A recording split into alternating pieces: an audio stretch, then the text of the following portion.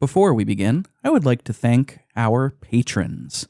So major thank you to Dustin Miller, Dave Jackson, Ryan Yingling, Poppy the Keaton, Eric Guess, Chris Copleen, Charlie Young, Colby Moyer, Cody Dawson, Nikolai at Night, Chris from A Novel Console, Alex from Low 5 Gaming, Backlog Adam, and JD. Thank you to all of you. If you like the show and you'd like to be like these fine people, you can head on over to patreon.com/pixelprojectradio. We have a variety of tiers that you could choose from if you would like to be so generous as to support. And to sweeten the pot, each tier comes with its own benefits. You can get benefits such as extra episodes, our schedule in advance, the ability to help choose topic episodes, the ability to help choose and vote in patron polls, which decides the content of the episodes, and more. So, if you like the show and you want to support, head on over to patreon.com/pixelprojectradio. You'll find that link in the show notes, as well as our link to our socials. You can find us on Discord, Instagram, Twitter, and Blue Sky. It's all free. We love hanging out. We've got a great community in the Discord, so come check it out. Come hang out with us. Interact with the community. Interact with me. Thanks. Let's get on to the show.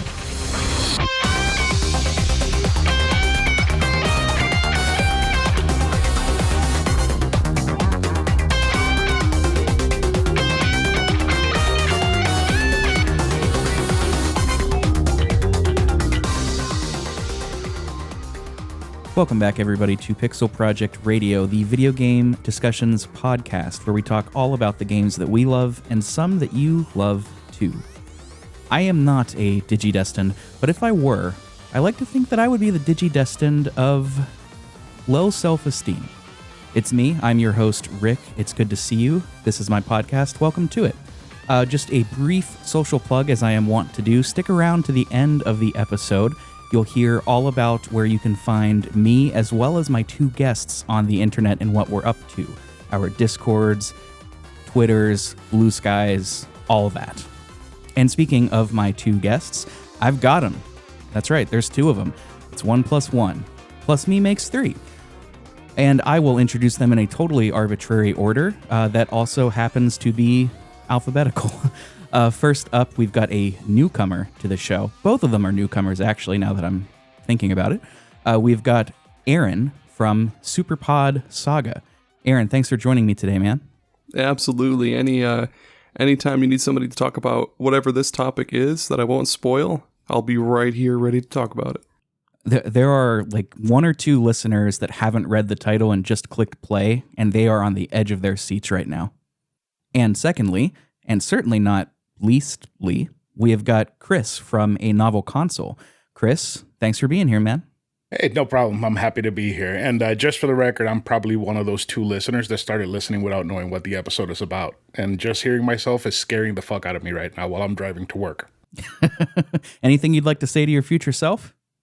Oh, boy. I hope you enjoyed Dragon Con and your feet don't hurt too much. Dragon Con, that sounds sweet. I just helped fix a bug in that app today. But anyway, I don't want to talk about work stuff. Today we are talking about a game from the Digimon franchise. We're talking about Digimon Story's Cyber Sleuth. So before we begin, there won't be a community forum today. The community forum is where we can get feedback from our Discord members to give their thoughts on the games we're talking about on the show. But nobody answered. Nobody answered the call for this one. But that's okay. Fellas, I got a question for you. Who's your favorite Digimon? Oh man. You first, Aaron. Can I pick 2? I've got 2 that I'm a big, huge sucker for. Let me check with the officials. Yeah, 2 is good. Okay, this counts as one kind of, but like Starmon and Super Starmon, he's just fucking awesome. And then I also really love Metal Garurumon. He's a total G. Metal Garurumon blew the minds of many a kid whenever he made his first appearance in the Digimon movie. Back in, 99? I think so. Oh man, that's a long time ago. I remember renting that and watching it on VHS. It was really that long ago, dude. Oh, yeah. Holy fuck. Oh yeah. What about you, Chris? Do you have a favorite Digimon? You know, I'm very partial to XVmon. I think XVmon looks dope as fuck. Oh, okay. But it's completely useless in this game, so I still like him. That was from the second season of Digimon, if I'm remembering correctly, right? Yeah, because in the second season, they could, like, armor Digivolve, which they all, for some reason, had an egg that lets them Digivolve into some sort of Digimon. Two eggs. Oh, yeah, and Vmon had 3. And they could Digivolve into, like, this almost a champion, but not really a champion level Digimon. And then they eventually learn how to Digivolve into champions, and they never learn how to go into ultimate because they learn how to fuse. And that's kind of like their ultimate. I'm so mad at you. So mad at you for saying Digivolve into champions, because now the theme song is running nonstop in my head. Well, I'm sure that'll make an appearance somewhere in this episode. Oh, yeah, because Digimon Garlic champions. As for me, Gatomon has always been my favorite. I love Gatomon. I love Angelomon as well. I love that whole line. Super, super good. So if you're new to the show, if you're a new listener, first of all, welcome. We hope you enjoy what you're about to hear. But this is a bit of a special episode. So a couple of disclaimers up front here. This is going to be shorter than usual, partly due to time, partly due, and largely due to this game not being super deep. It's very much what you see is what you get. And there's some interesting things, but we are going to talk about them, but we can only talk about them so much. This is also not going to be our story beat by beat episode. We usually save those for the end of the month, but this month we swapped it with Life is Strange, so it came at the front of the month. You got 2 of them, actually, 2 episodes on Life is Strange. But, switching it up now and then is good. All narrative analysis and no fun and games makes Ricky a dull boy, and we don't want that. So before we dive into this game, let's talk a little bit about our histories with Digimon in general, whether it's this game or just the series as a whole. Chris, since Aaron went first last time, why don't you start? What's your history with this game and with Digimon as a series? I've always liked Digimon a whole lot more than Pokemon, even though I started with Pokemon as a kid. I think I played Red and Blue when I was about 8 and then found out about Digimon via those little Tamagotchi-like virtual pets that you could fight with other people. And then came the really cool ones that you would shake and you would kind of go on an adventure shaking the thing. And then you would fight like all of the enemies from the anime in order and learn to do all of the Digivolutions and stuff. That just hooked me. And then the games just started coming out. And the biggest one that I remember playing a lot of was Digimon World 3. And I never beat it, but I did have an amazing time playing that. It was a very solid RPG. I should probably play that again sometime. But yeah, no, Digimon has been something that I've always secretly held close to my heart and never admitted full-blown that it's better than Pokemon. And I think I'm doing that now for the first time. So thank you for giving me this outlet, Rick. Hey, we're here to support you, pal. This is a safe space. And I'm going to hold my thoughts on that because I'm gonna touch on a lot of what you just said whenever I give my history. But Aaron, how about you next? What's your history with this game or with this franchise? Oh boy, so I grew up, as many will probably have heard from our show. I grew up in rural Iowa, and so of course we didn't have cable or like satellite for a long time. So I lived off of like the antenna TV, which of course had Fox with Fox Kids. So I watched a lot of Digimon growing up. I dipped into the trading card game for like a little bit, but mostly because the cards looked cool and the game was super duper complex and not easy for 8-year-old Aaron to understand. And then I didn't play any of like the PS1 games until maybe like a few years later, but I did mess around a lot with the little digivices and stuff, especially the ones that you shake. I would like reset them every single time to try to get like Wormmon or Vmon, because I was like, no, I don't want Armadillomon. Are you serious? Like, I don't want Hawkmon. Come on. What is this? But yeah, Digimon is, it's always got that little spot in my heart. There's like Shin Megami Tensei, there's whatever else I like, and then there's Digimon. It's that trifecta for me. What an interesting trifecta, too. So I am much like both of you. Those little Tamagotchi pets were huge for me anyway, when we were younger. For folks that maybe don't know what we're talking about, just search Tamagotchi Digimon. You'll find them. And if you're too young to know Tamagotchi, that's another podcast. But you missed out on something great. They did remake them though. Oh yeah, for like $250 a pop.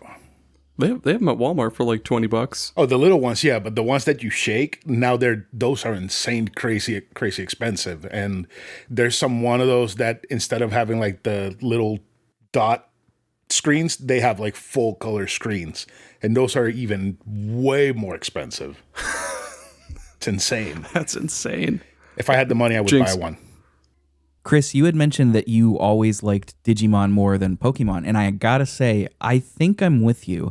I mean, I was no stranger to Pokemon's influence. I think all of us were, because of the sheer cultural juggernaut that franchise is and was. It was just hard to escape it. But I collected Digimon cards with the same fervor as Pokemon cards. I collected the little toys of each.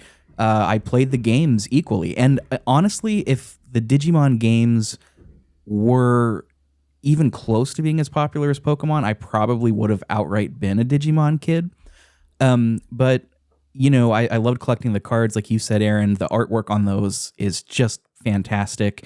And the game is fun too, albeit a little complicated. Digimon World for PS1 was actually my first Digimon video game. And man, that's a great one I would love to do on the show sometime. Digimon World 2 as well for PS1, excuse me. But yeah, and the anime, of course. Watched a lot of the anime. It's always been a super cool franchise that I felt like was a little underappreciated in the States. But this game in particular, I think I played it for the first time a couple years ago, back in 2020 for the first time. And speaking of the game, why don't we give just some short thoughts on how we feel about it? So if you had to sum up how you feel about this game before we dive into it and really talk about it, what would you say? I like this game a whole lot more in my memories than I do playing it. Because I played this game to 100% completion a couple of years ago on PS4, and I had the time of my life. This time replaying it, I wish the story wasn't there and it was just a monster racing and battling and all of that. Damn, that story is dense and fluffy. So how many digivices out of 5 would you give this one? 3. 3, because luckily you can skip the story if you want. Yeah, more or less you certainly can. What about you, Aaron? I've been thinking for like the past couple minutes of like the best way to word this, but like it's the worst best Digimon game, kind of, because like it's my favorite Digimon game to play like thus far. Like it has like the best mechanics, but like it's really held back by like I can only read the words mushroom tea so many times before I slowly go insane and lose my mind. Because, like, holy fuck, do they talk about mushroom tea or coffee or whatever, like 80 million times, but it's almost really good. And I'm going to change up the scale on you here. I'm going to do some conversion. If there's one thing that we do here at Pixel Project Radio, it's conversion. I think everybody says that. Everybody knows it. It's true. It's true. They all say it. How, out of 10 Miracle Meats, how many would you give this? I'd give it a big ol', what is it? Give it a big old D terminal out of 10 Miracle Meats, because like it's so close to being so good. It's so close. That was stupid. No, I'll give it 7 out of 10. 7 out of 10. Wow, that's pretty high. See, but what he's not saying is that he's giving it 7 out of 10, but the Digimon is rejecting 3 of them, so it ends up actually being 4 out of 10. There you go. We'll do that. We'll do 5.5. 5.5 out of 10. That's annoyingly funny. Because that's annoying when it happens. Yeah, this game for me, like if I'm sticking it just as a super TLDR kind of review, it's a 4 out of 10. Like if we're using the whole scale, it does not meet average for me. There are parts of this that I like a lot, but by and large, I think it's not a super good game. And this will be interesting because we haven't done a game on this show in a while that I really haven't liked. And there's stuff in this that I do like, but it is outweighed by some real bizarre at best and bozo at worst choices. So let's get into it. For folks that don't know, what is Digimon Story Cyber Sleuth? Well, Digimon Story Cyber Sleuth is a JRPG with dungeon crawler elements. There are also some elements of collectathon and Pokemon-like farming, I think we could say-ish. It's not quite the same. You take the role of a local Japanese student, school student, of course, to save the world from a digital threat. Speaking of that, this game's story, we're not going to cover it beat by beat, but we will talk about it. But we're not going to talk about everything in it because it's, to be quite honest, it's not very good. And we're going to talk about it a little bit up front so we could save the best parts of this game for last, which I think we can all agree are the mechanics of actually playing the game and fighting and farming. I really dig the soundtrack though. That's a big one for me. I love that soundtrack. Oh yeah, we'll talk about that here pretty soon too. It's a familiar name that I think a lot of people might say, what, really? But anyway, let's talk a little bit about the dev history. So this was developed by Media.Vision. I'm not sure if that's how you say it, but that's how it's written. And published by good old Bandai Namco. Bandai Namco. Can you believe I'm playing 2 games by them right now? What's the other one? Is the other one? No, I know this. Is Inuyasha. it Digimon? Oh, damn it. I was going to say Digimon World 2. Damn. No, but that is a flawed but fun game. This was directed by Tetsuya Okubo and Shuhei Oka, produced by Kazumasa Habu, composer Masafumi Takada. Does that name mean anything to either of you? Well, it might mean something to Chris because we were literally just talking about it. I'm going to be honest. No, I don't remember. The name sounds familiar, but like you had Danganronpa jotted down right there. Sorry, and now that absolutely rings a bell. I can hear it now. Right. Dotted down is perfect. So we are pro spoonerisms on this podcast. Yeah, Masafumi Takada has a large credit sheet. Has done a lot of games that, to be perfectly honest, I haven't heard of before. But the biggest one by far is the Danganronpa series. Same composer. Peculiar to me, but we'll get there when we talk about music. This was originally released on March 12th of 2015 in Japan for the PS Vita and the PS4. It came to the US in 2016. And that was the first Digimon game that we got in the US since 2007. Can you believe it? That's insane. Almost a decade between the two.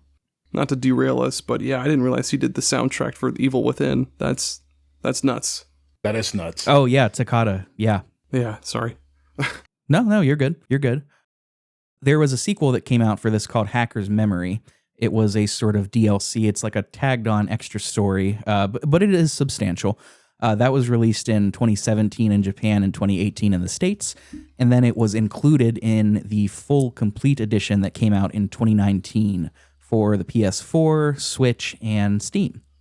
How did you fellows play this when we played it through for this episode? I bought the Switch version on Amazon for $20, like a couple, I think also in 2020 when I started working from home. And then, yeah, I just pulled it out of the old game graveyard in my basement and yeah, I played a little bit of it. So I bought it when it came out on Switch, and then I saw that it went on sale for $14 digital, so I grabbed it digital just so that I didn't have to swap out cards. So that's how I played it. And looking now at the release date for this game, originally it was in 2015, the same year that Persona 5 came out. but Persona 5 came out in September. And now I know why I like this game so much. It's because I played it before I played something way better. It was the opening act, right? It warmed you up for all the goodness of Persona. Oh yeah, I can't believe I took down such massive RPGs in the same year. That's insane to me now. You're a legend. You're a legend amongst men. Well, speaking of like warm-ups for the act to come, I mean, this episode kind of serves as a warm-up for next month, September, which on this show is JRPG month. Nice. We'll be doing 3 JRPGs, so pretty cool. I think this game works spectacularly well as a handheld game. I personally did not play it that way. I played it on Steam.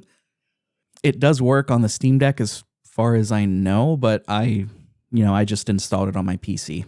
So, and just to cover all the bases, we're not going to be talking about Hacker's Memory. That's kind of like the DLC / sub-story / sequel.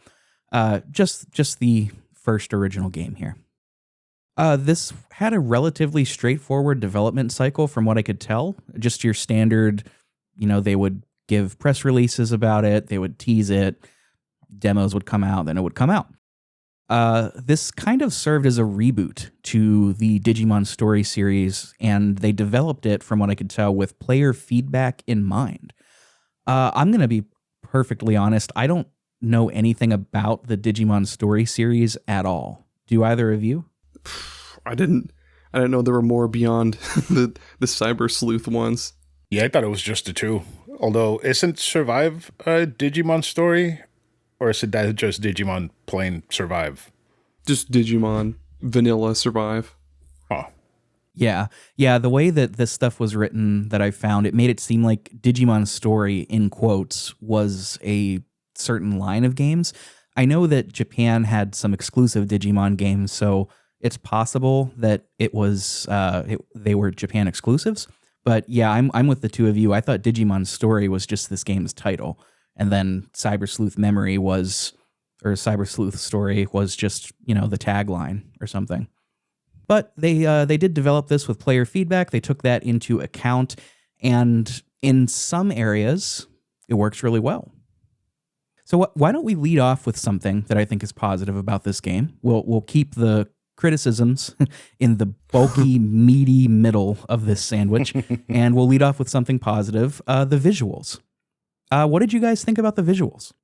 Yeah, they're pretty good considering they were first on the Vita and then ported to like other systems. They're surprisingly pretty detailed. Like, of course, they're not 4K or anything like that, but yeah, they're good. Yeah, I think that the Digimon designs and the human designs are excellent. They're great. I feel like they managed to translate what Digimon is in the anime and the cards and whatever, and just put it into a game and give them heft. Like, you can see what Bancho Leomon looks like, full figured, fully rendered in 3D, and he looks amazing, right? But then we love a full figured Leomon over here. Oh yeah, all that muscle under that high school jacket, amazing. But then you have like the digital world, and it's just plain. It's boring. It's the same blue color everywhere, and that kind of makes like this weird dissonance of these amazingly designed and detailed character models, and then the world is like an afterthought. That's a really good point. That kind of goes into level design too. So maybe we should have led off with music or something else, I suppose. I don't know. I think the art design, I'm with the two of you. I think it looks really good. I think playing on a smaller screen like Switch or Vita, especially if it's OLED, would make the vibrant color palettes here really pop.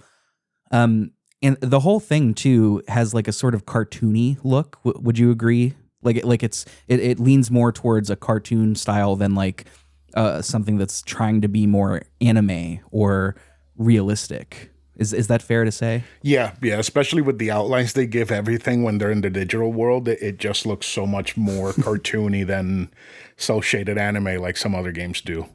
I wish I had that pink outline to me like they do in the digital world. That sucker looks pretty cool. The Digimon, there are over 300 Digimon, well over 300. It might be closer to 400. I forgot to write down the exact number.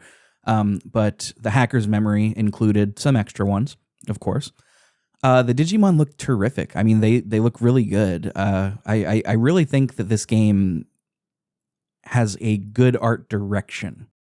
Where that gets complicated is like what you were saying, Chris, about the level design, where the dungeons all look very samey. Every single, what do they call them, mirror dungeons look exactly identical, and they also serve as sort of pathways between different digital spaces. We'll get into that when we talk about, playing the game. But the level designs and the dungeon designs are really uninspired. I agree with you 100%. It doesn't. Yeah, they're also super empty. I guess unless it's in the city somewhere, like you'll see like a fucking subway terminal here, and then like maybe a chest over here, but they're always super empty as well. Like they could have made them a little bit more detailed, or like make them look like something other than just boxes in space. Right, and like the thing is, when the digital shift happens, and they start mixing the real world with the digital world, those look cool, right? They're still empty, and there's you'll still see a box in like this giant area, but it has like a corruption from the digital world coming into it, and I personally think that looks really cool. And I think that those were the strongest moments in the game, where you would go straight through like a quote unquote dungeon, beating Digimon all the way up to the end to find some big bad Digimon. And I thought that's when the game shined the brightest, and it's also when it looked the best. But apart from that, yeah, it kind of lacked a lot. Yeah, I agree completely. And I want to expand on something that you said, Aaron. There are sort of two different exploration modes in this game, the digital world and then the real world. The real world is largely, I'm pretty sure it's like fictionalized real places in Japan. And then the digital world is, those sort of dungeons and online spaces that we kind of mentioned. The real world looks fine. I mean, it's not exactly super well populated, and there's not really a sense that this world actually exists. It very much feels like a level, like level 1, level 2. But, it's fine enough. It serves its purpose. There are NPCs in this game. Talking to them is largely useless. Yeah. You have to do it to proceed, and we'll talk about that when we get to mechanics. But talking to NPCs, I'm a huge fan of world building. I love it. I live for it. This game doesn't do it. It just doesn't do it. You talk to any given NPC and they're going to just give you some bullshit 2-liner about something that you don't care about and doesn't matter to the world. Something about like their taxes, or I don't know, what they had for lunch. It's really stupid. That's exactly what I was going to say. There's like one or two dudes in that mall that you start out in that, like, if you talk to them, they'll be like, "Oh, my day at work sucked," and it's just some dude holding a briefcase. It's just like generic white dude with suit and tie, number 1, holding briefcase. And they could have expanded so much more on that with like how Digimon and like or like the digital world is integrated more into like the real world, and people in Digimon, I don't know, they had a lot they could have, like a lot that they could have worked with, but they were just like, no, don't do that. Make it as boring as humanly possible, apparently. Yeah, it's not great, but the level design, I should say, is not super great. The art direction, though, it's still, with the exception of the digital dungeons, it's still pretty good. And even the dungeons, I mean, color palette wise and just how it looks, it still looks good. It just doesn't, it doesn't function great as a dungeon, is all I think we mean to say. But we'll talk more about the dungeons as we get into the mechanics. Let's move into talking about some music and sound design. So we mentioned Masafumi Takada, who was the composer for Danganronpa, did the soundtrack for this. Aaron, I want to hear from you first, because you actively said that you loved the soundtrack. I do, man. I have this like big, huge playlist on YouTube Music, like just for video game music, and Digimon Story Cyber Sleuth has like 20 songs, 20 something songs on there, and it's just like, they're, how do I explain it? They're like not synthy isn't the word. They're really laid back. A lot of the ones that I really enjoy, like the one where you go to the where you like the digi library thing, like where the nurse lady is. I forget what that's called. Where you like access your terminal and The Digilab. Digilab, that's what it was. Yeah, the theme song for that. The theme song when you're in Eden and you're looking at the little different worlds. There's like themes for when you're in like different areas of the world, and they just they slap, but like in a chill way. They slap chill. It's really really cool. Like not techno per se, but like what's the word I'm looking for here? I guess just synth like wave. EDM or something? Something like that. I guess that's a little more upbeat.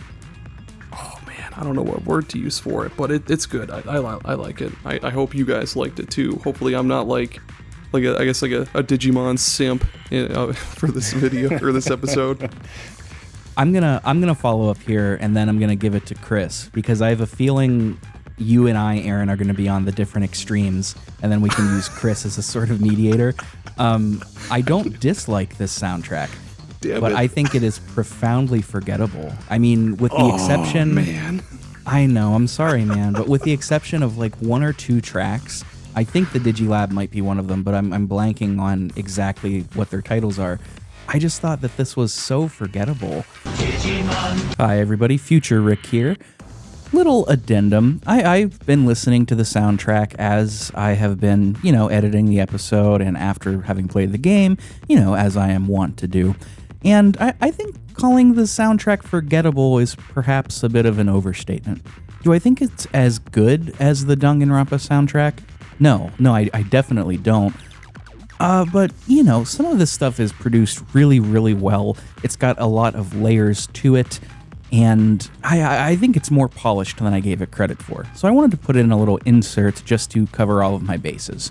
Soundtrack, it's pretty good. All right, enough of this. Let's get back to the show. And when I didn't say that. There's no accounting for taste, right?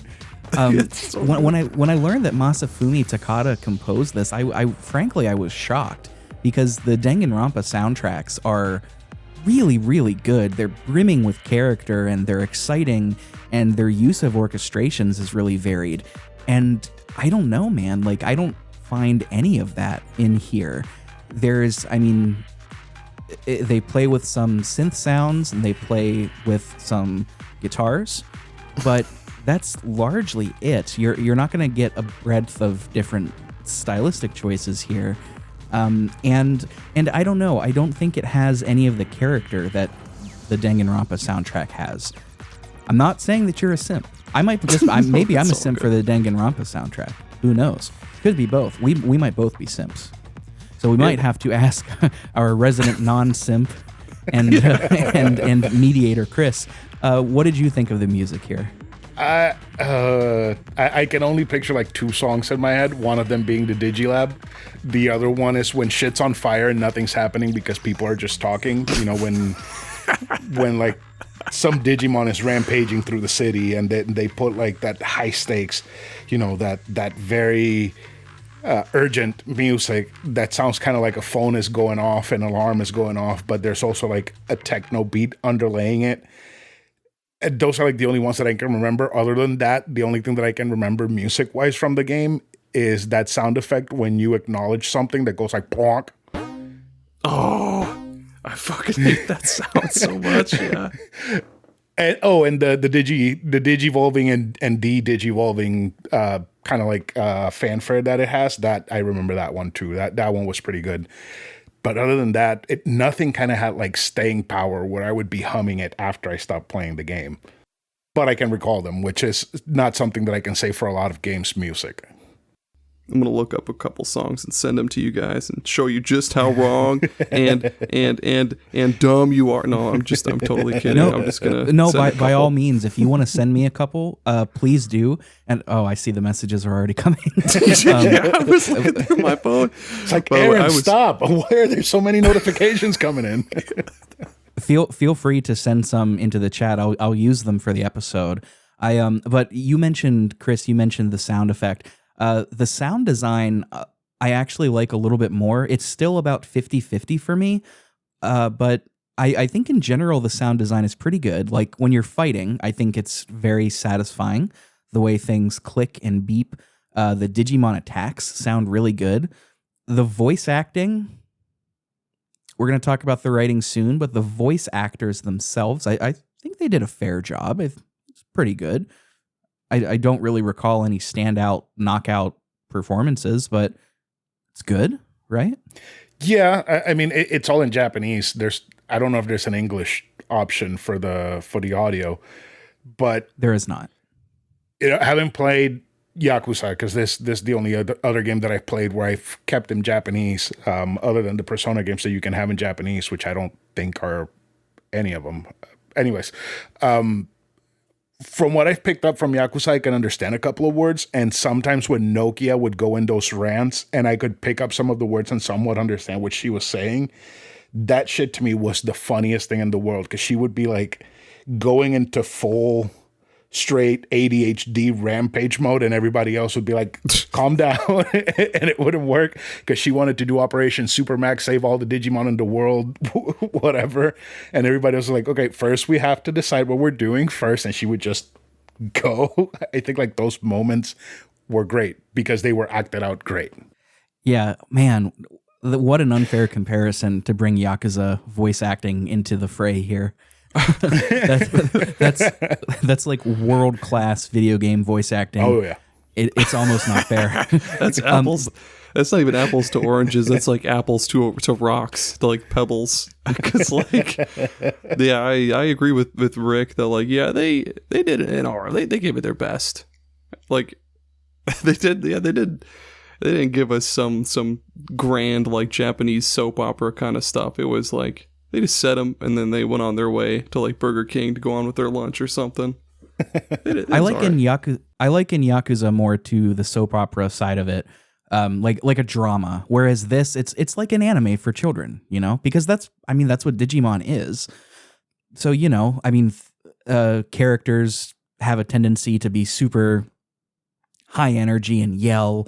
I think the first time you meet your comrade Nokia, you arrive late, and like she's like, oh, what did she say? Oh, dozo yoroshiku.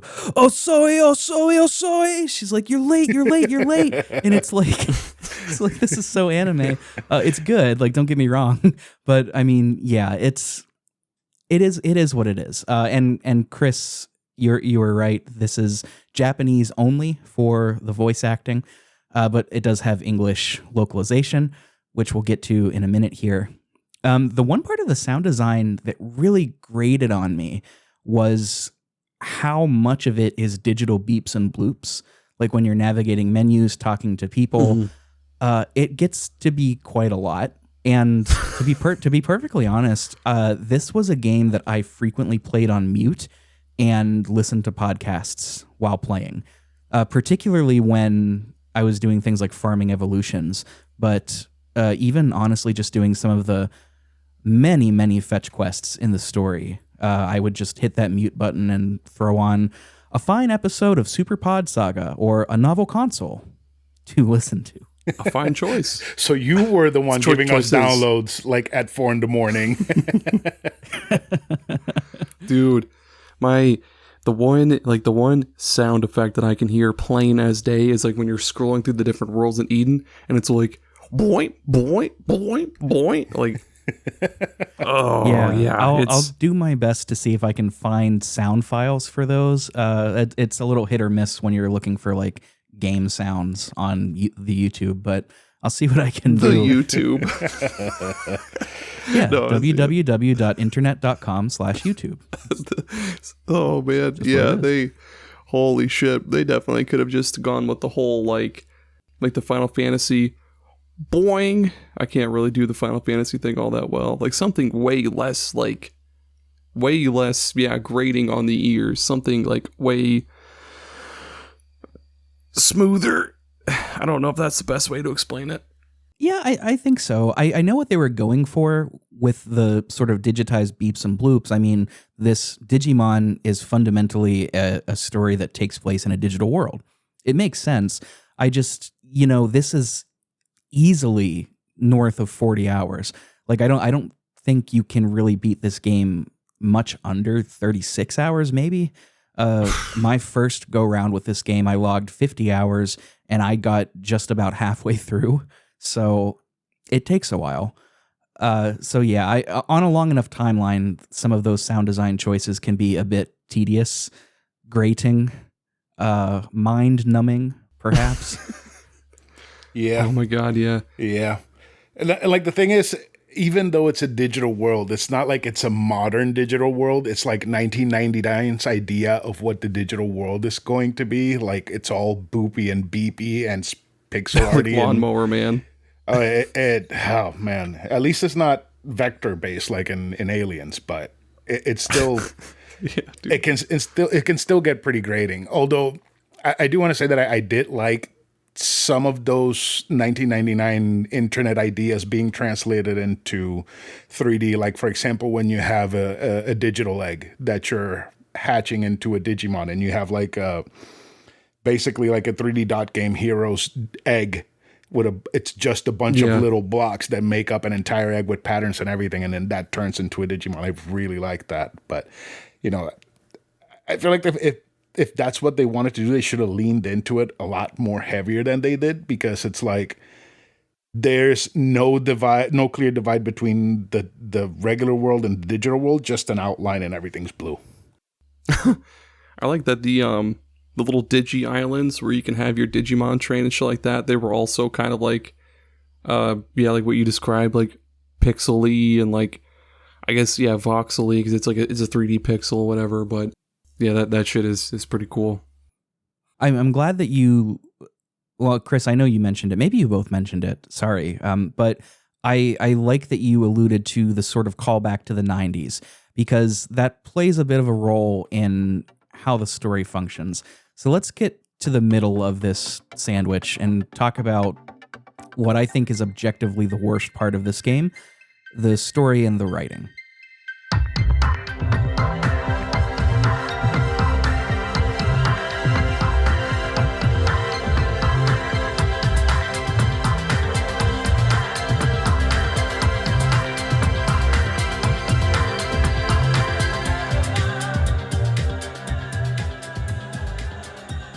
Oh my God. Yep. Agreed.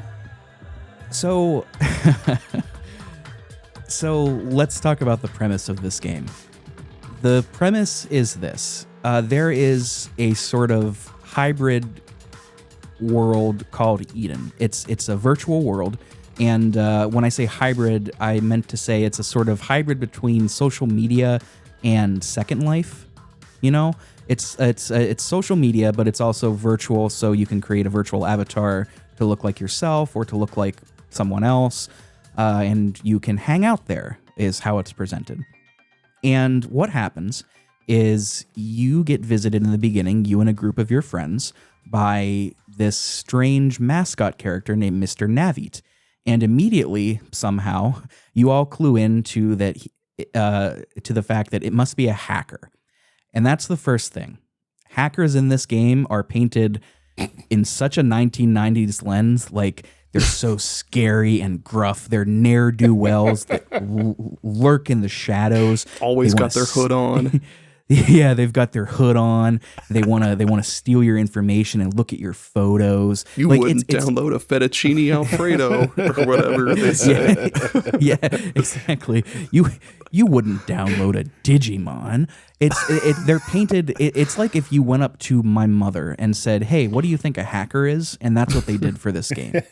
And it's funny because hackers are like a main part of this story. Like they are very much antagonists in this entire story throughout the whole thing. But your crew kind of runs into this hacker, and the hacker tells you all to come and meet up at this park in a part of the digital network that is known to be dangerous. It's known to be dangerous because hackers hang out there. That's literally all they say. So you kind of get lured there, and that's when you meet up with your two friends that you hang out with online, Nokia and Arata. By the way, your main character's family name is Aiba. You can choose between being a boy or a girl. Just good to note those things. Once you do meet up with them in that dangerous area of the digital world, you are eventually attacked by what is a strong Digimon. Digimon here, I got the impression that most normal people don't know what Digimon are, but the people that do recognize them as being like tools that hackers use against unsuspecting people. Is that am I understanding that correctly? Yeah, and that's still Basically. wrong. Because Digimon, in this game at least, in this Digimon continuity, they're just like real animals in a world that's digital that have slipped over into our servers for our Facebooks. So we have like interdimensional animals running around causing chaos, and people are like, oh, somebody created them for us to kill each other with. When you encounter that malicious Digimon in the unsafe part of town in this digital network, in the Kowloon Park, Galactica Park, excuse me, is what it's called. You get through the fight, and what ends up happening is you get shunted out of the digital world, and you develop something called Eden Syndrome. This is sort of a running thing throughout the game. Eden Syndrome basically is when your physical body goes into a sort of coma because I hope I'm explaining this right, because your brain is being overloaded by data due to hackers or illegally modded digivices or things like that. The result is generally the person is just in a coma and stuck in the digital world. But because you're the main character and you're a very special boy or very special girl, you are only half affected. So you can go back to the real world, and at first your body just looks very digital, like it looks glitchy. But eventually that goes away, and basically this fades into the background. Like, this is part of your arc throughout the whole story, that you've got Eden Syndrome, you have to figure out what's going on, but it doesn't really affect you in the real world. You can still talk to people, you can still go out in public, it's fine. And that's sort of the premise of this game, really. I mean, you are trying to figure out why you have Eden Syndrome, and you are trying to stop the malicious hackers that are in the digital world. So, with the premise out of the way, it's open floor time. Let's just talk about what we think of the story beats, and the dialogue. The story's so long. Why's it gotta be so long, dude? Like, when I first came into this game, I thought like, oh, dude, I'm gonna blow right through this first game, and then, go to the second game. But then, like, in between fucking bouts of me just grinding away, getting every single Digimon, every single question mark block filled out, I've put like fucking 100 hours into it, and I haven't beaten it. And mostly because, the story on its own is like, it's almost Persona length, but it's not Persona good. It's just, it's lots and lots and lots of nothing, like, especially the dialogue. Like, characters will just go back and forth with like, hey, let's go do this. Okay, let's do this. Yeah, man. Awesome. Let's go do this. All right, we're going to go do this. And then you get there, they're like, all right, we're here. What do we do? This. And it's just, there's so much bullshit and so much nothing that's always being said. And then once something's done, like, there's even more. It's so padded out and so long and so mind numbing and boring. It's like I said earlier, they have a lot to work with. It's Digimon. They could have kind of built it off of some of the, not like, copy and pasted the anime stories to the game, but like they could have made something kind of akin to that. Cause like the Digimon animes have always been, maybe not like more recent ones, but the Digimon animes have almost always been pretty good. Like the first four series I have really, really fond memories of. So they could have made something like that, something cool, but they were just like, no, the kid's a sleuth. He does sleuth work like 10% of the time, and then they do nothing, and then they collect figures or whatever, and then that's, it's not good. So you said that maybe they should have done something more similar to the anime. I don't think there's been a Digimon game that follows anything near what the animes do. I know. It's such a shame because like the animes have stories that aren't bad. Like even like Digimon Adventure 2, which was like kind of dull at points. It definitely wasn't as fucking dull as the story is in Cyber Sleuth. Oh, It's like being hit in the head with a hammer. The story in that game is like being hit in the head with a hammer. I'd rather be hit with a hammer. It's very bloated. And you are right. The Digimon animes are very, very solid children's shows. Like I watched through some of the first season preparing for this. It's not bad. It's really not. I mean, if you can get into your mind that you're a 30-year-old man watching a cartoon show for kids, then I do it all the time. You'll have a good time. Right? Yeah, Do it again. Me too. I'll fucking do it again. Yeah, this game's story is incredibly bloated, and frankly, the writing all around is some of the worst I've ever seen. Which is funny because the other Bandai Namco game that I'm playing, the Inuyasha RPG, the writing's also really bad. And for a long time, I wasn't sure if it was the writing or if it was the localization, right? Because localization sometimes can be really sloppy, especially, depending on how big the company was or etc. And I think it's both. I mean, I really think it's both because the dialogue itself is really pretty. It vacillates between being average to being incredibly cringy. Like just picture every stereotype about anime where they randomly say like, what are you being a pervert or something? Or, things like that. It's all here. One that I wrote down, this random hacker out of nowhere, what you'll do a lot in this game is, you have to talk to people, because you need to get clues.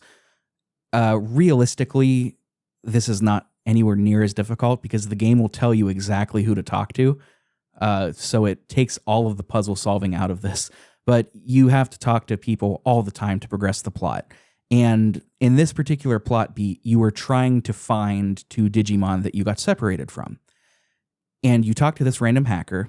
It's a required interaction. And he says, completely unprovoked, I need a girlfriend. I'm almost 30 and have freaking no one. You'll never know my pain. Just let me alone with my sorry self. One day I will find my way to a super hot chick.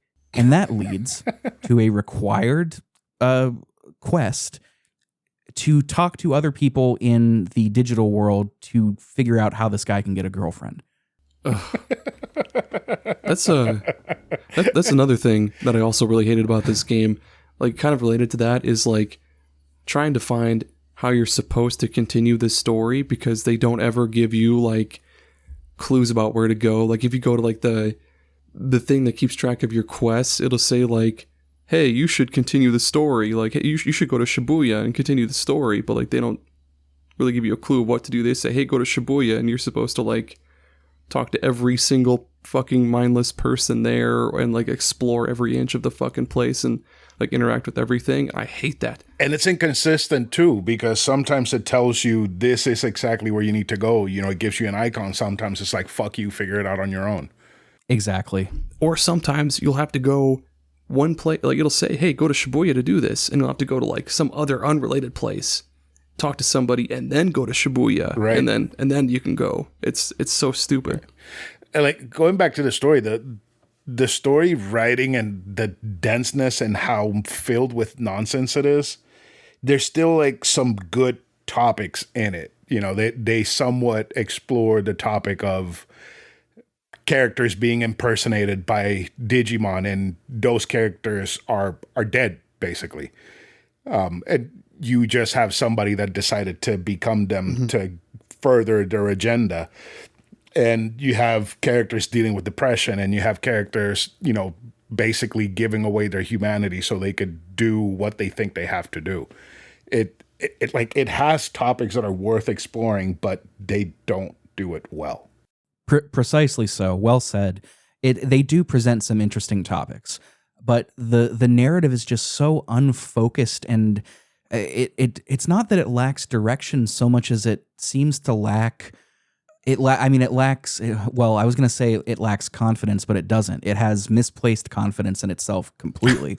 It seems like it lacks the motivation to explore any of these topics it sets up. Instead, a character will just tell you that they're depressed, and then boom, then well, it's like, okay, oh wow, they're so depressed. No, like you didn't actually explore it. You didn't give any reason. You didn't look into things like illness or impersonation in a cyber realm. They just had so many opportunities, and they fumbled it at almost every turn. This story is nonsensical. It is bloated. It is nonsensical. It's filled with terrible writing. Another one that I wanted to bring up is a character named Jimmy Ken. You guys remember Jimmy Ken? I know you remember Jimmy Ken. I don't think so. I did when I read the name on the notes. That I didn't remember him. He's Aaron. He's the Kiss knockoff. He's the wannabe Ace Frehley. It's like, that sounds right. Jimmy Ken. I'm looking him up. Yeah, he's got some of the worst dialogue in the game. Let me read some of this. By the way, Jimmy Ken, and when I say Kiss knockoff, I mean it. He is actionably dressed as Kiss. Like they may have run into legal problems with this. Absolutely, yeah. But he's one of the hacker ringleaders, right? Like he's not a lowly hacker. He commands the lowly hackers. And one of his underlings apologizes for something inane, like not addressing him properly. And he says, and I quote, "Wow, an excuse. Lulz, totally not rockin'. Lulz, so far from rock and roll. LMAO." And then he goes on to make up bad rock lyrics to make fun of them. I wrote all of that out in my notes, followed by the phrase, "Jesus fucking Christ."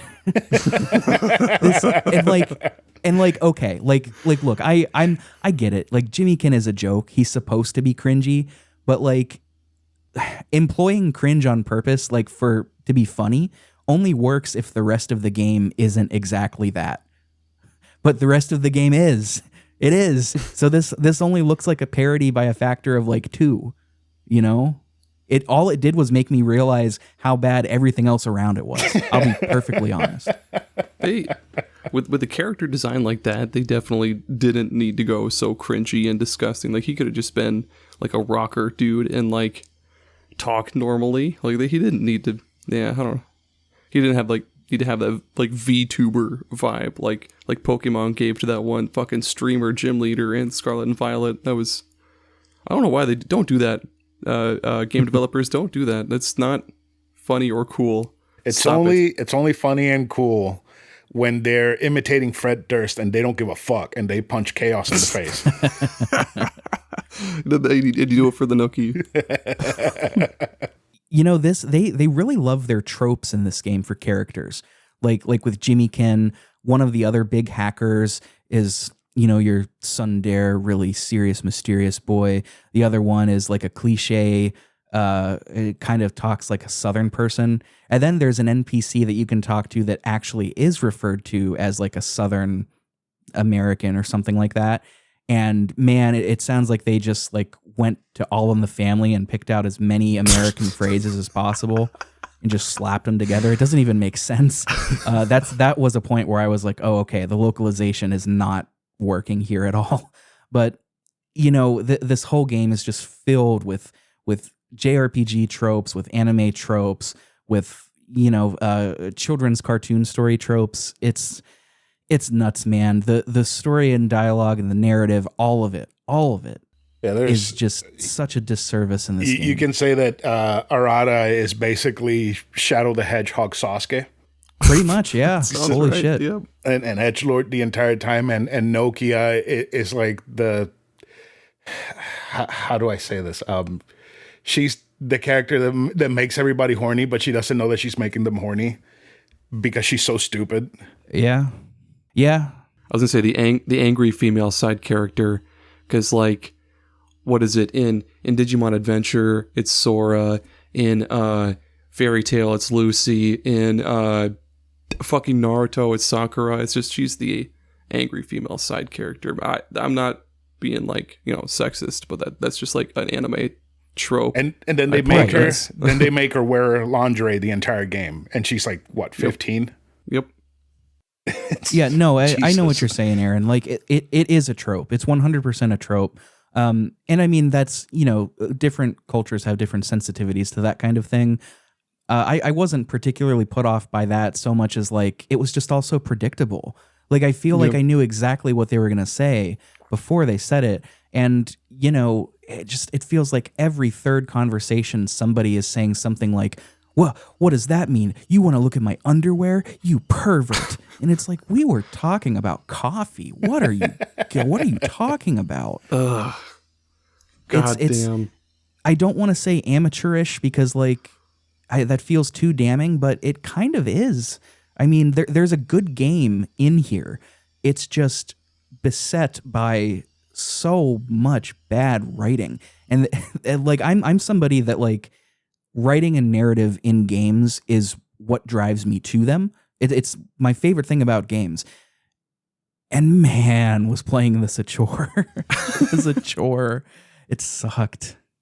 When I first started playing this, I really, really tried to like get a grip on the story.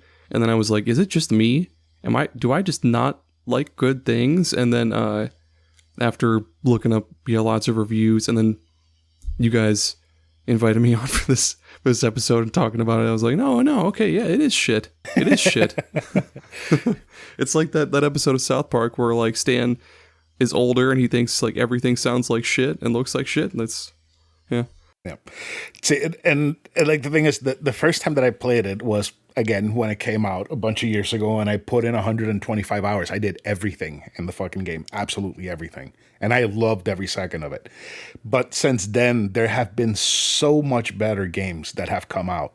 Like like I said, Persona. We've had the Yakuza have a massive boom in popularity, and that the writing in those games is just incredible, and everything has been gaming and RPG storytelling has become such an art that it's kind of hard to go back to a game like this that you would think was good and then see it and you're like, okay, this is actually pretty not great. Because it's not terrible, but it's also not good. And it's weird. It's just replaying it was just weird to me. What's also really also weird is like Digimon. Have either of you guys played Digimon Survive yet? I've got it downloaded, but I just haven't had the time to start it. Same.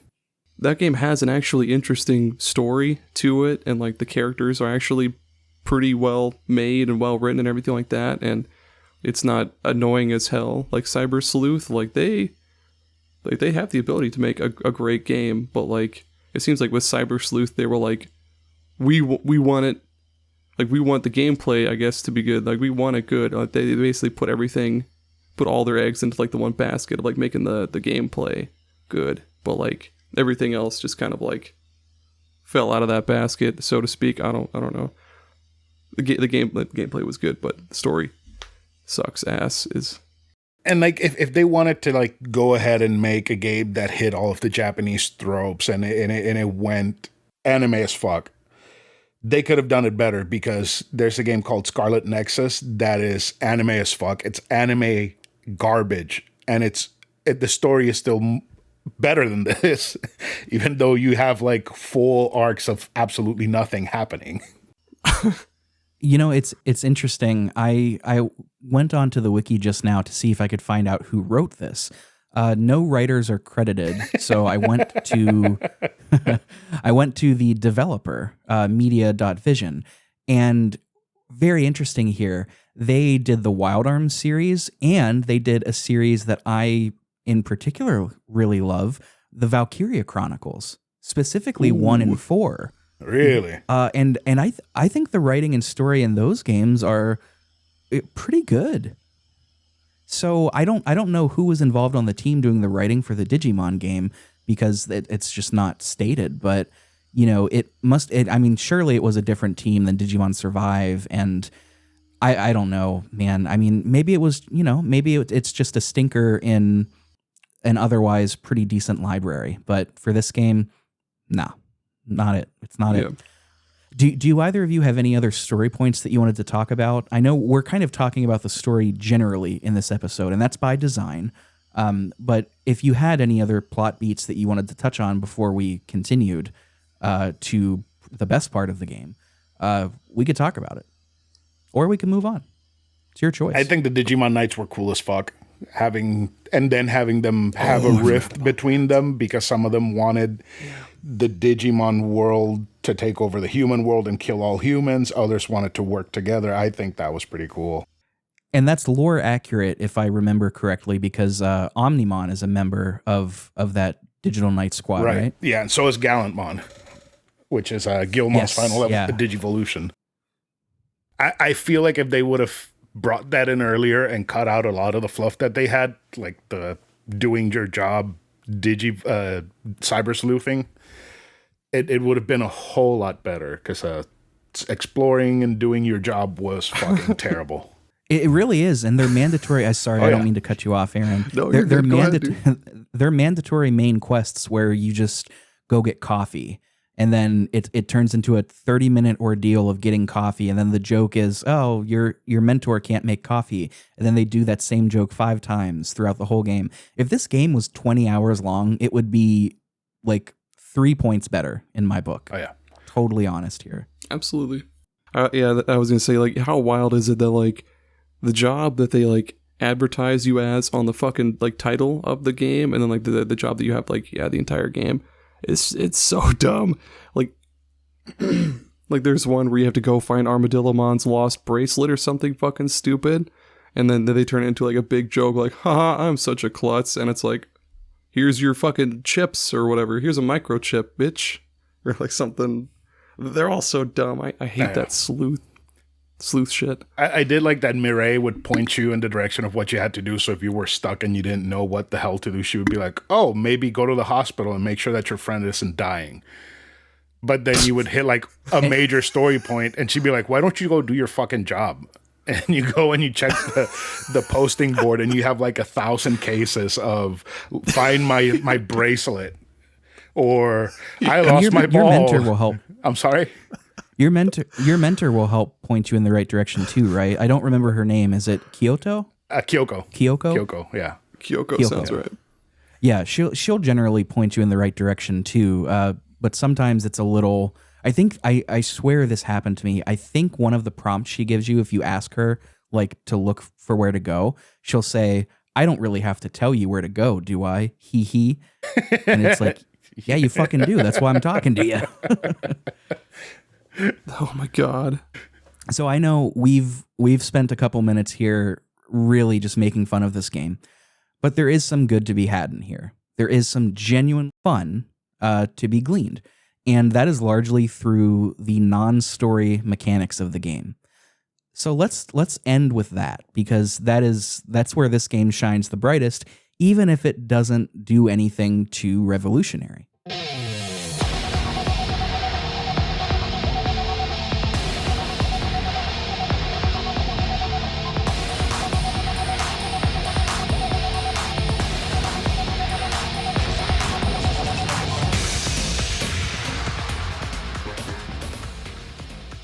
There's so much to like about the battle system. It's like a mix between Persona's battle system with the weaknesses and Fire Emblem's triangle as well.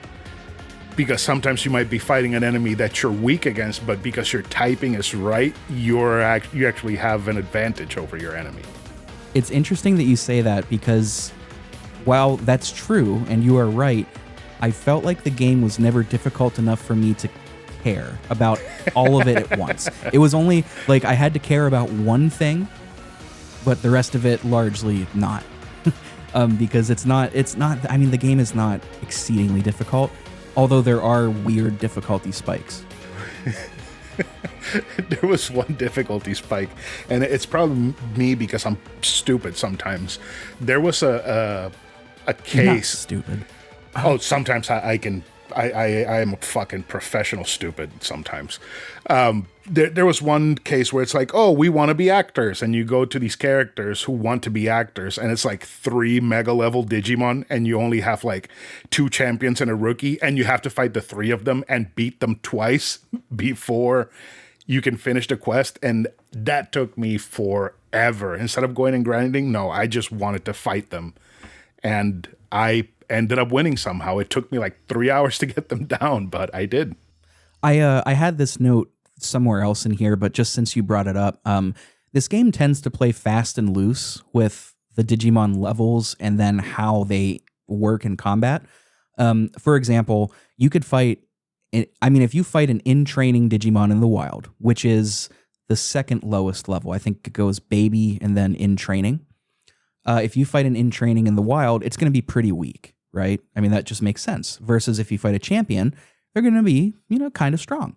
In the story, if a boss, quote unquote, happens to be in training, it turns into a massive HP sponge. This happened to me. I had 3 champions, and it took me a solid 15 minutes to beat an in-training level boss. Or conversely, some of the side quests where you're dealing with ultimate level or mega level Digimon, they fight like champions. The game is just not consistent with that. He did the thing. Yeah. Did you? Oh no! Wait, no! Oh, it's Digimon are the champions. God damn it! Never mind. Sorry. Go ahead. I thought it was like a beat to the theme song. Oh, fuck it up. You tried. Aaron just wants a moment so he can sing the song. Don't. Is that true? Do we need to stop the show right now so you could do that? I'll sing it in the shower after this. I feel like sometimes the battle system in Digimon is like Whose Line? The levels don't matter and nothing matters. Well, the cool thing though is that the levels don't matter because your stats matter, and I do like that. Right. Let's take a step back for a second, just talk about the battle system. So it's turn-based, and you've got a turn-based counter similar to Final Fantasy X on your right side. You've got a couple of options in battle. You can attack, use a skill, you can change, which we'll talk about in a sec. You can use an item, you can guard, and you can escape. It also has an auto battle mode if you want to do some grinding, which is nice. Mm-hmm. Chris, you had alluded before to typing and attributes. So there are kind of 2 nested levels of stat information that you can find. Well, 3 actually, with Digimon. So the first is typing. This is the big one. So there are 4 types in the Digimon world. There are vaccine, data, virus, and free. Free is just neutral. It doesn't, hurt or have strong defenses against anything. But the rest is like that weapon triangle or like rock, paper, scissors. So vaccine is going to beat virus. Virus beats data, and data beats vaccine.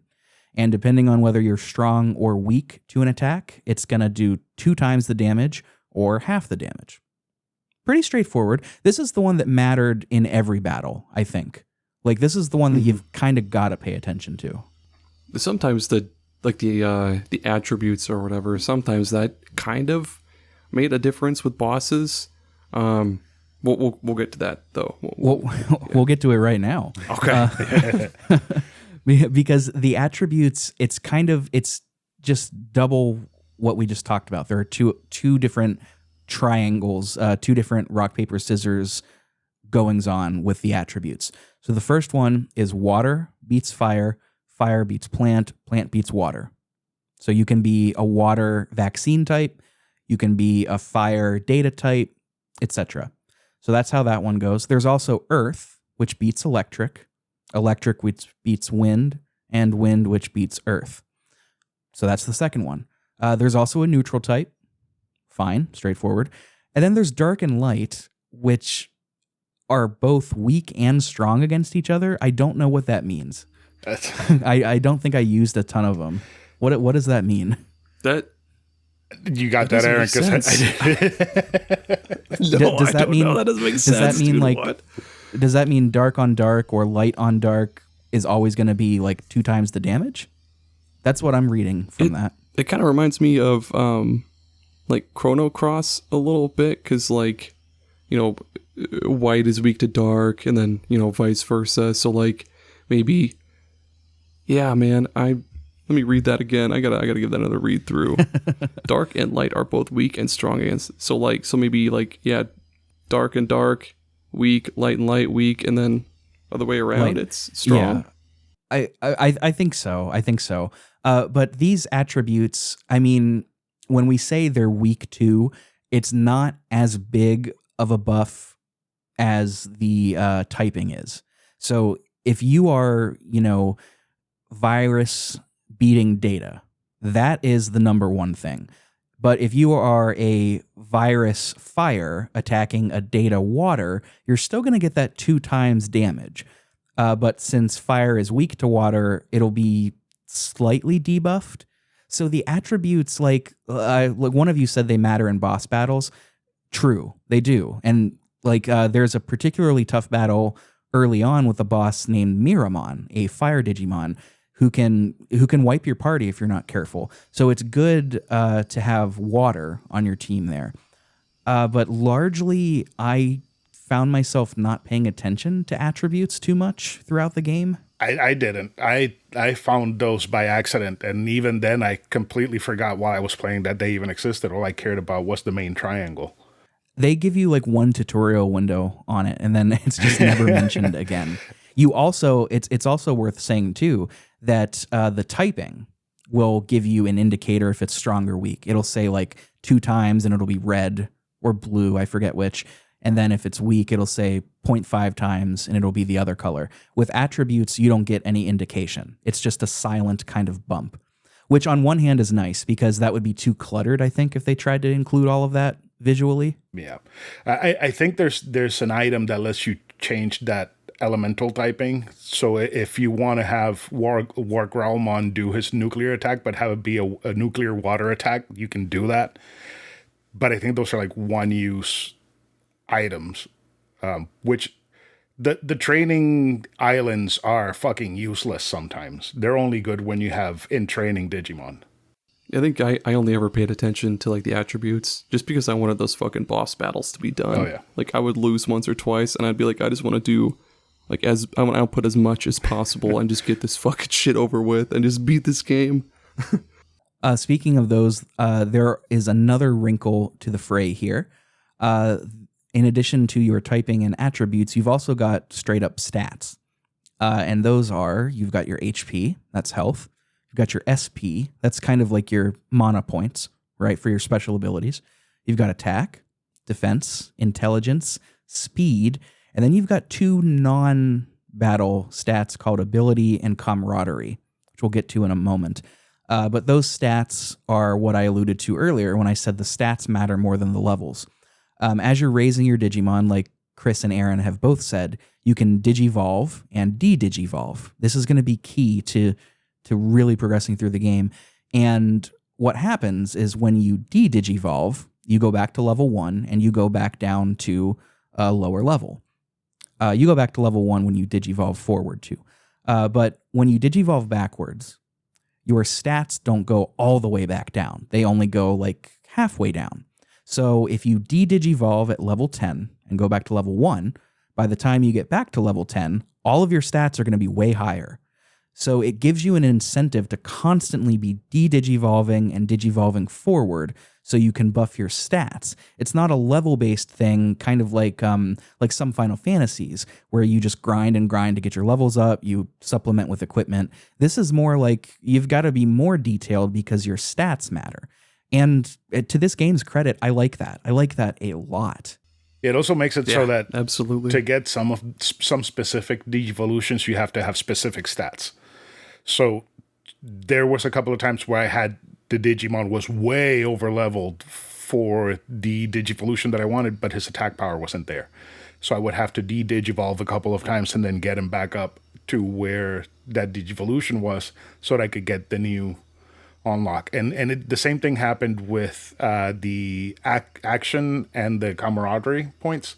You had to have high camaraderie or high ability to get them to digivolve to some of these crazy Digivolutions. I honestly, I spent a lot of time getting Mastemon, and that one was a lot of going up and down with Gatomon. Speaking of that, should we talk about Digivolution now? Is this a good time? Oh, yeah. Hell yeah. I feel like a counselor. Is this a good time to bring this up? So Digivolution is a core mechanic in this game. As we just said, I mean, you've got to de-digitize, de-digivolve, and digivolve to really buff your stats to be successful here. And as Chris, I think it was Chris, alluded to, your stats can matter. So what'll happen is you go to the Digilab, which is your home base for all things Digimon, and you can look at each Digimon's Digivolution chart. Unlike Pokemon, this is pretty complex. Well, I don't want to say complex, that gives the wrong impression, but like it's fuller than Pokemon, right? Yeah, I'd say so. And let's say you're Gatomon. You can Digivolve, or maybe that's a bad example because she's a champion, but it doesn't matter. You can Digivolve into up to, I think, 5 or 6 different next stages. Is that right? Yeah. Ultimate, Mega. No. I mean like champion to ultimate or rookie to champion. You'll have like 5 or 6 Digimon to choose from. Yeah, you'll have anywhere from 2 to, I think the max is like 6 or 7. Mm-hmm. And you won't know what they are. They're just black silhouettes until you discover them in the wild or Digivolve into them. But each one will have different parameters. So one, the only parameter might be level 16. So as soon as you reach level 16, boom, you're good to go. But they can have attack requirements. They all have level requirements, but they can have attack requirements, defense requirements, several, even down to, you had to have beaten the main game to Digivolve into this Digimon. It's all like that. De-Digivolving is a little different. The only parameter is you have to have had discovered that Digimon in the wild already. So there's no other parameters there. But you're going to be wanting to de-Digivolve because, like we said, that buffs your stats. You'll eventually get higher. And there are also 2 stats that are critical for Digivolving called ability and camaraderie. You guys want to talk about those a little? Oh, hell yeah. I hate raising camaraderie. Really? That's like the easier of the 2. Oh, yeah. I hate that it's just what I did almost all the time. Since money doesn't matter in the game, since it just gives you so much money all the time, I just bought a bunch of that like meat you can give your Digimon to like raise camaraderie, and I would just spam that over and over and over, and then tell the listeners how you raise camaraderie just normally. They just fight with your other fellow Digimon in battle, and it'll raise. Yep, it goes up by 1 every single time. And it's not enough to have them on your party. You have to have them fighting. Yep. Yeah. Otherwise, you can just do what I did and just constantly put them in the fucking Digi Island, just throw lots and lots and lots of meat at them, take them out, see if it's high enough. If it's not, put them back in the Digi Island. And if you've got too many Digimon in there, you have to swap that with another Digimon and switch places and track them down and find them, put them in there, throw meat at him, and then... Camaraderie is not important for every single Digivolution, but some of them will have requirements. Like it has to be 25%, 50%, 100%. Your Digimon will have level caps. That's another benefit to de-Digivolving, is because when you do that and go back up, your level cap will increase. But even if you hit your level cap, I think your camaraderie still goes up. Yeah. I didn't ever test that, though. It does. Since you can take them out to fight in your party, it will keep growing, and you can feed them to make it keep growing even if you hit the level cap. Okay. That's a good concession. That would be terribly annoying otherwise. Oh, yeah. Aaron, it's interesting that you don't like camaraderie because for me, ABI was the real pain in the keister whenever I was going for certain Digivolutions. Both are terrible. Chris is just like, fuck this whole thing. Yeah. For ABI, at least, like all you do is just like, so what my main like strategy when I was grinding was I had a platinum Numemon with that, I forget which USB it was that increases XP gain. Oh, geez, you're going the hardcore gamer route here. Yeah, you did the farming so trick. Constantly. Yeah, dude. With all the, like all the, what is it? Not the tactician, whatever yet. So yeah, I had a platinum Numemon at all times, and I had 2 in my party at all time. Well, 2 plus the Numemon or whatever. But ABI wasn't too bad to me because they would just blast through levels, and I would de-Digivolve, blast more levels, Digivolve them back up, and then blast levels and repeat basically, and then the ABI would go up, with all that. But like camaraderie was just the one where I guess it's because I actually had to do something with camaraderie. I actually had to like put them in the island. Had to bond with them, build relationships with them. Whereas with ABI, I just would just get into battles, hit the plus button to do auto battle, and just let them do their thing, and then watch those bars go up and up and up and up, and yeah.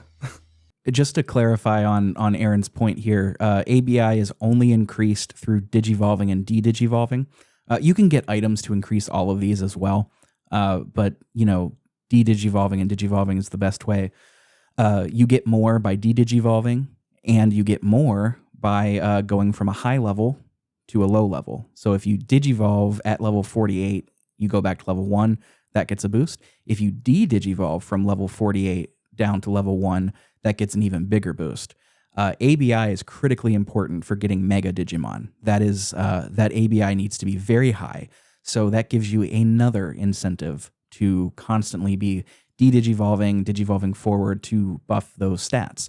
It's a really stat-based battle system, and I really like it. It's like, that's what we're talking about, man. Like, I think all three of us were willing to put up with the atrocious story and everything surrounding it, because the fundamental system is really it's not revolutionary. I mean, we've seen everything here before, but it's fun. Oh yeah. Just another way to increase ABI before we continue. There is an option on the islands for training that you would sacrifice your camaraderie to increase your ABI.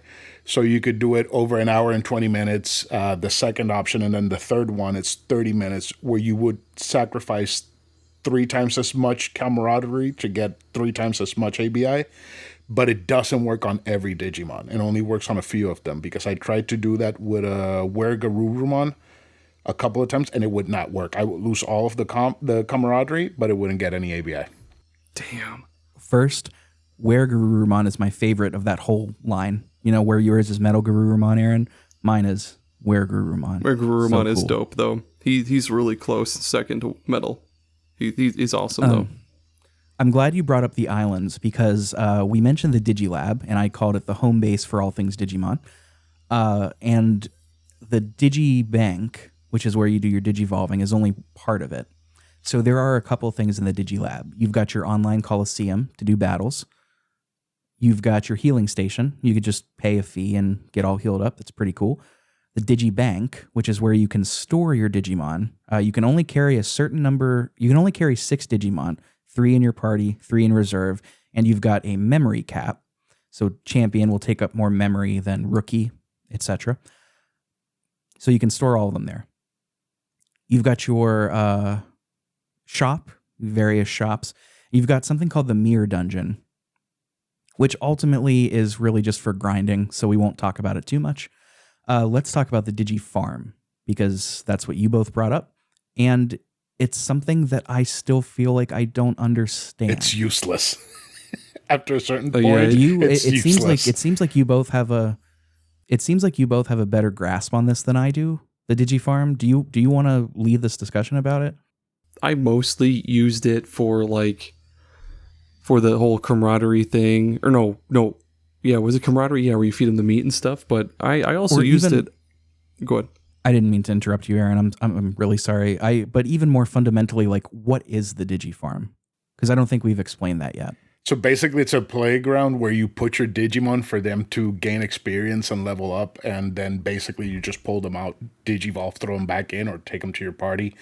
But the experience gain is so minimal that when you start getting into the ultimates, it's useless. It's only holding them, gaining a little bit of experience for you to go in and throw some meat at them to have them gain more camaraderie.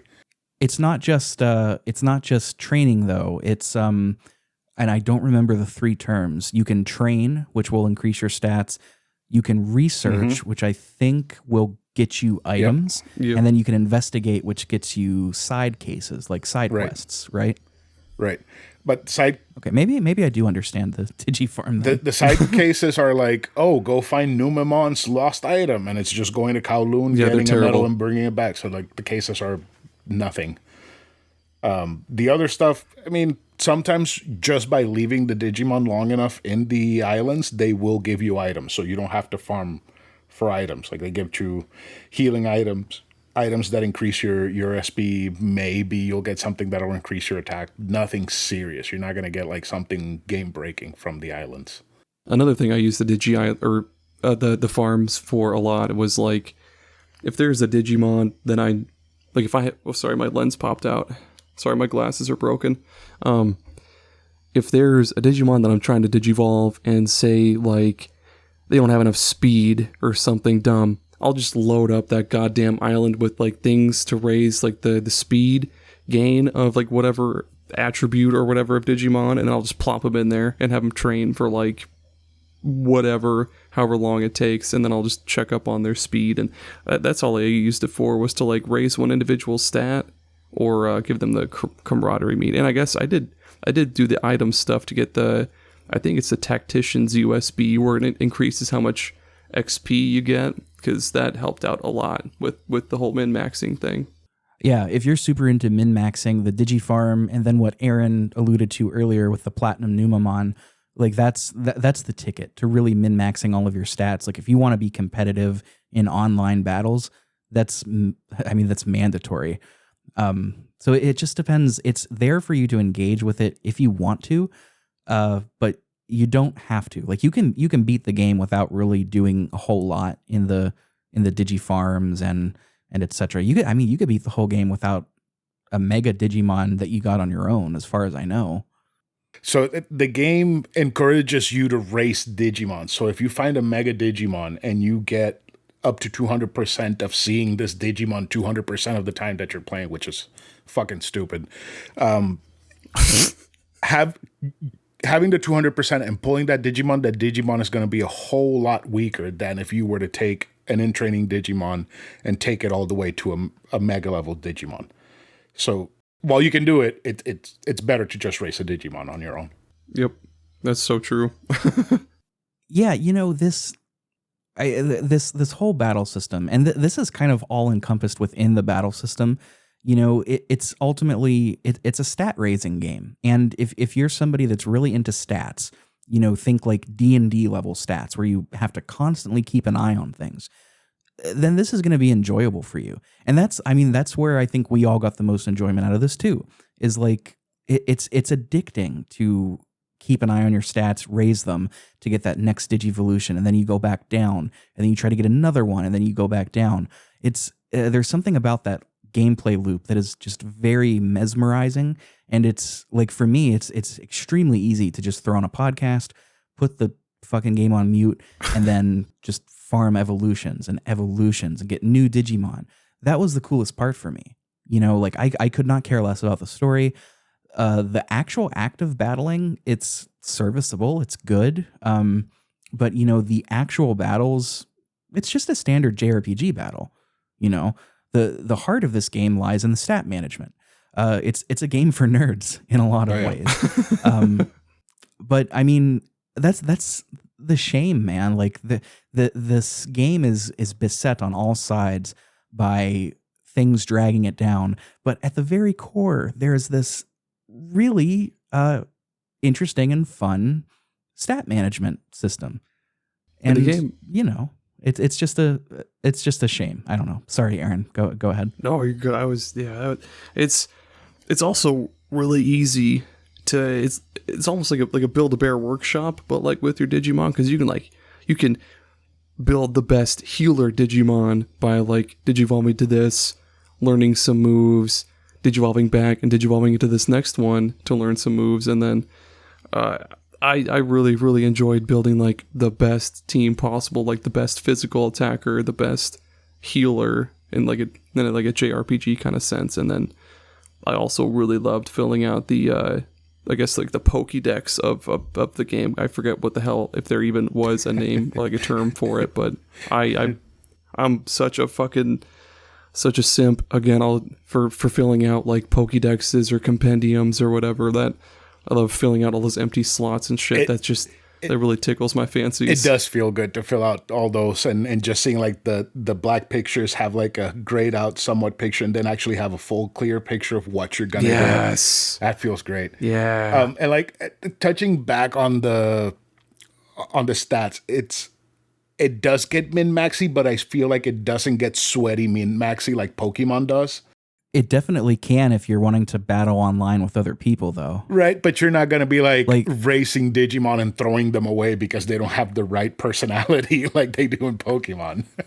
Oh, sure. There's no like EVs or things like that. Right. If you ever get a chance, go on to the community section in Steam for this game.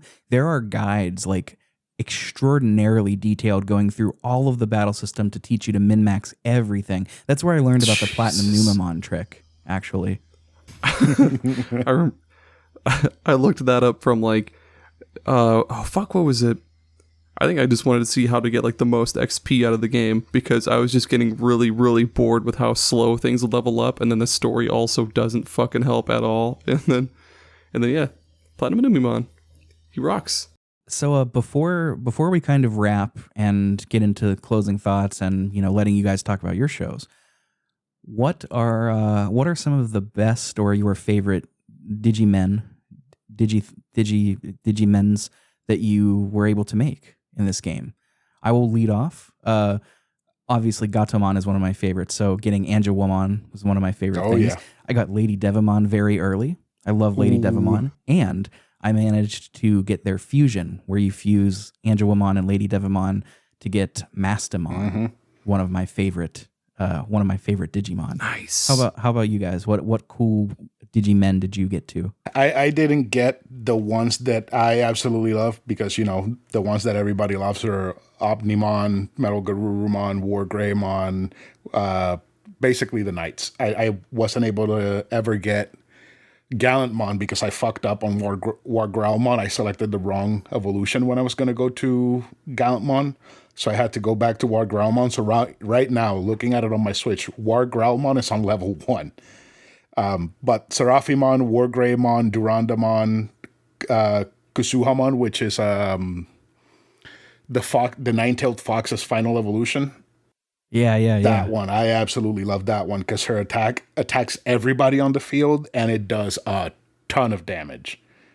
But Seraphimon, man, I found so much love for that Digimon on that one playthrough. Like I basically got him and never took him out of my party. He's one of the OP. That was for the listeners. There was a great bit of visual comedy here where Chris out of nowhere just raised his hands and he's got his Switch ready to go. It's already turned on. Like he's in the game. I couldn't see your hands this whole time, and that was terrific. What about you, man? What about you, Aaron? I had to look up a name because I forgot his name, but I guess first off, I had a really bitchin' Superstarmon. He rocks. What the fuck is his special move? It's like Meteor Hammer. No, I don't know. His special move was really good. And then Mirage Galmamon is one that I discovered. He whoops so much ass. He's like this robot dog knight guy. Basically like if Metal Greymon stood on 2 legs instead of all 4s. Which one? Then Mirage Galmamon or like. Galgamon. Make sure I'm saying that right. Yeah, Mirage Galgamon. Galgamon, yes, my bad. Yeah. Yes, I have that one in my party too. He fucking stomps. Datamon was also really good. Oh yeah. His passive increases like the analyze level, and that was really helpful if you gave him like one of the other USBs, and he also just does a shit ton of damage. Yeah, he rules. One of the OG too. In the original anime. That was honestly like I tried to build as many from the OG anime as I could, just because like I don't know, I think their designs in the early seasons and even into season 2 was peak, thinking of like Piximon or Magnadramon, that pink Machine dragon, Machine Dramon. Yes. Yeah, Machine Dramon is classic. Piedmon, Myotismon. Piedmon. Some of the best designs Pyldramon. And characters too. Yes, yeah. Which is sad because Pyldramon is probably one of my favorite Digimons because it's the fusion between Stingmon and XVmon, and it's fucking useless in this game.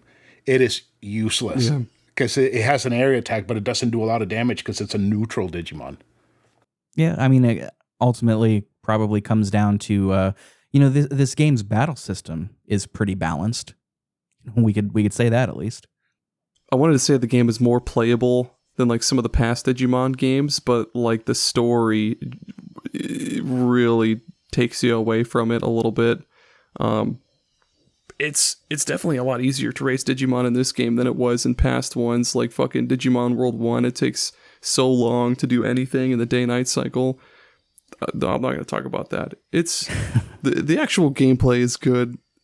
The story really holds it down, and I hate that. Like it's so close to being good, to being like actually good. So I think, Aaron, you're kind of leading us into closing thoughts here. So I'll ask both of you, who would you recommend this game to? You go, Chris. That's rough.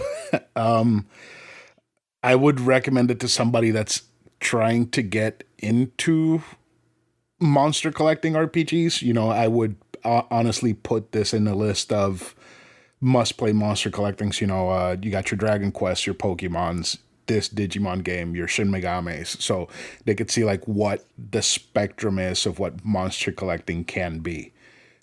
You know, so they're not just stuck of monster collecting is only Pokemon or it's only Shin Megami. You know, there's this wide spectrum of how it can get, you know, min-maxy or as simple as you want, and you know, the story might push them away, but you know, that's who I would tell play this game. I wouldn't tell this to a seasoned JRPG player, go play this game.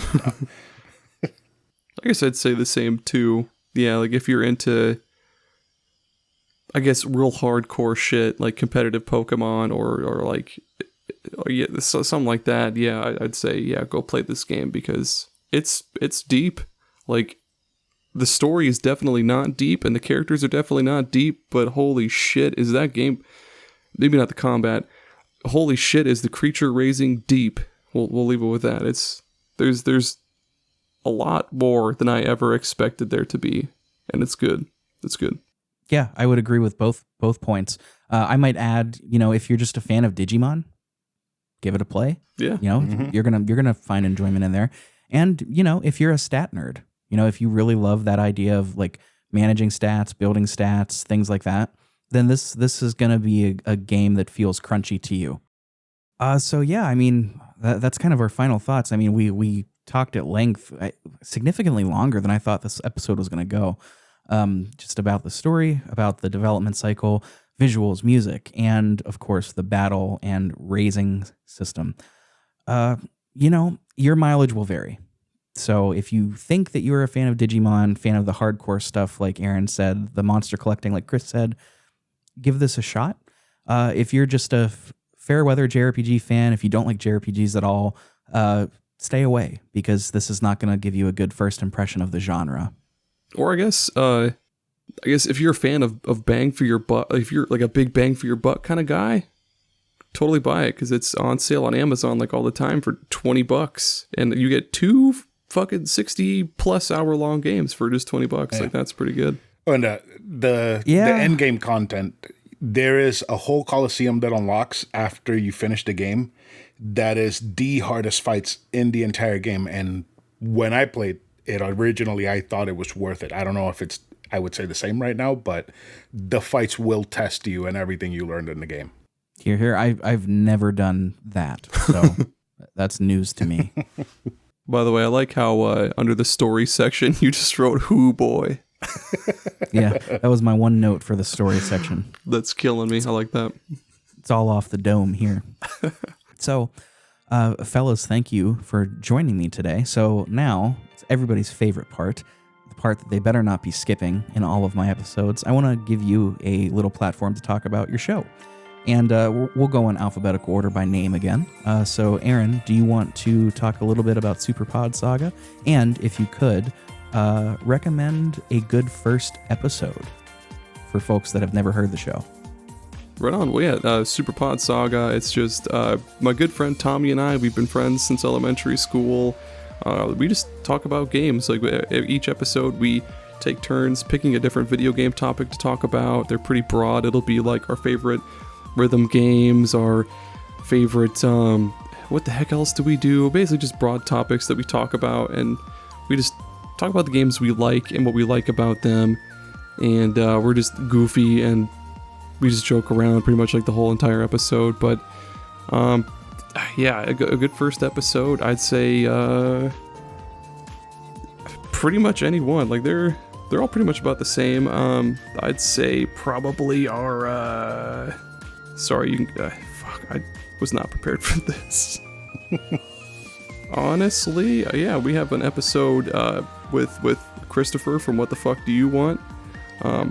We did an episode about weird games, and I if you love hearing about goofy, funny garbage in video games, that was a really fun episode to record. And I guess I'm gonna sound like a real narcissist here, but I love listening to that one, even though it's our own show. But just go to superpodsaga.com. You can find all of our stuff there. So we even have a blog and all that stuff too. But yeah, it's superpodsaga.com. Check us out. Yeah, definitely an episode to check out. There's also one that I did with all of you, doing some of our favorite OSTs that Aaron pulled out some kind of editing wizardry based on what I remember just from the Discord recording. No idea how you got it to sound as good as it does, but you did, and it was a fun time. I got to talk about Tomba 2, and I'm always happy to do that. Oh, yeah. So yeah, everybody check out Super Pod Saga. Now, Chris, you've got a podcast as well. Can you believe it? A novel console. Do you want to tell our listeners about that? So that's a podcast that I do with my wife. We basically just sit down for an hour and talk to each other about games and books that we've been experiencing, and then we try to close out the show with food. So maybe we go to Burger King and talk about how shitty Burger King is, or we go to Olive Garden and talk about how we should feel bad that it gentrified Italian food. We do a variety of topics. Sometimes we don't feel like talking about what we've been reading or whatever, so we do a class on something that we know. So I did a class on Dead Space and a class on Tears of the Kingdom, and she absolutely was horrified by both of those experiences. And she did a class about some books, and I am just completely floored by how porny books are. Like, they're porn. You know that books are porn? Mm-hmm. They're awful. They should get banned. Is this, have I opened up a platform for anti-books? Is that what's going on here? No, read books, but ban them. They're awful. And there's also the games and stuff episodes where Rick was in one of them. We talked about To the Moon for 20 minutes and then about an hour and 40 minutes about RPGs and stuff instead of To the Moon. Yeah. Real misleading episode title. Oh, yeah. No, it happens like that. I recorded one recently with Nick from Friday Night Gamecast, and that one, I think, is the only one that stuck to the topic that we've chosen. But other than that, they just derail into other stuff quick. That's just a podcast, oh, yeah. Dude. Like, yeah, that's our whole show, basically. Like, Tommy will talk about baseball, and then I'll go off the rails about some, like Roseanne or something stupid. like how racist Roseanne is or whatever. And see, she did be pretty racist. That's the thing, because yeah, she's terrible. I make my guests sit down through a 60-hour game, and then we don't talk about it. So it's awesome. Amazing. Do you want to recommend a first-timer an episode? Wait, did you do that? Did I just completely ignore you? I'm sorry if I did. If you want to listen to the episode with Rick, that is Games and Stuff to the Moon with pixelprojectradio. Fantastic episode. I would say the Tears of episode 147, a class on Tears of the Kingdom, because I talk shit about that game for about 40 minutes and then end up giving it a very good score because the game is great, but holy shit did it piss me off. Cool. Do both of you have socials that you want to give out? I know you both do because I follow you, but I am at a novel console on every single platform where there's social media. Except for Parler, because that doesn't exist anymore. But we are we're mostly posting on Twitter, and we do have a Facebook with which my wife posts once a week, and an Instagram where she posts once a week, and that's basically about it. We're mostly active on Twitter. I still refuse to call it X because that's stupid. X, Superpod Saga. There's an Instagram we also use like once a week, Superpod Saga. Facebook that we also we use once a week, Superpod Saga. Just follow us on Twitter and just go to the website. It's all there. Very good. I got all of my plugging out of the way this time in the intro after the Patreon shout out. So You've already heard it. But yeah, check out Super Pod Saga. Check out A Novel Console. It's good stuff. It's good stuff. I wouldn't have asked them on if it weren't, because that's how I roll. So with that, I want to thank you both for coming and talking with me again, and getting to dish all about this game, the goods and the many bads. But it was a fun time, you know. It's a very nostalgic series. It's a very nostalgic feeling game, warts and all. It's a good time. So thank you, fellas, for joining me. You know what that means. It's time to wrap it up. So until next time, thank you for sticking around. My name is Rick Firestone. As always, we'll catch you next time.